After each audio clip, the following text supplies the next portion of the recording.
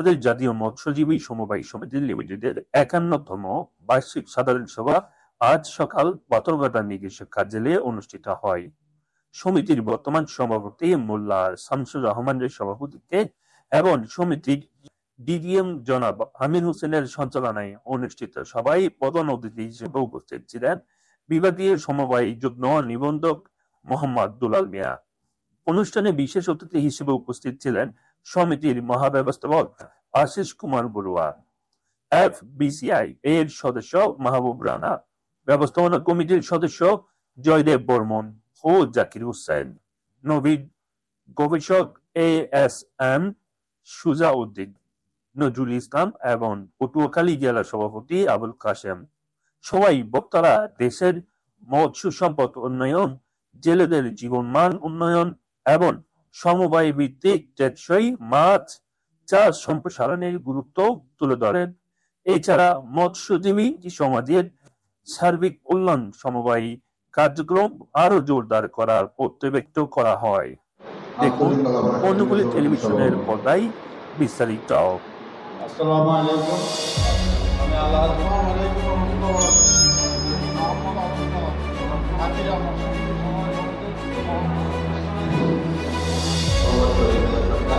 আমি উত্তর দক্ষিণ সমিতি সমবায় সমিতির সভাপতি।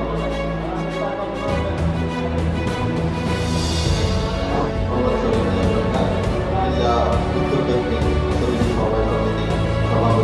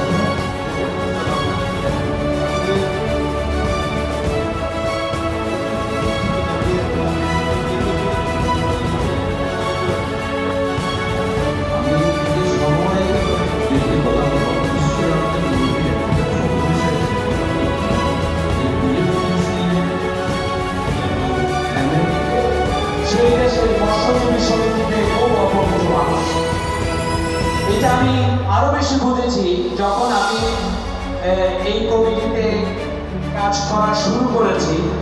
যখন আমি প্রথম দেখেছি সেটা হচ্ছে যে সারা বাংলাদেশে সিম্পল জেলে কার্ডটা কিভাবে দলীয়করণ করে জেলে কার্ডটা নিয়ে যাওয়া হয়েছে। আমি আপনাদের অনেক জোরালো ভয়েস শুনছি, অনেকেই খুব জোরসে কথা বলছে, দেখে খুবই ভালো লাগছে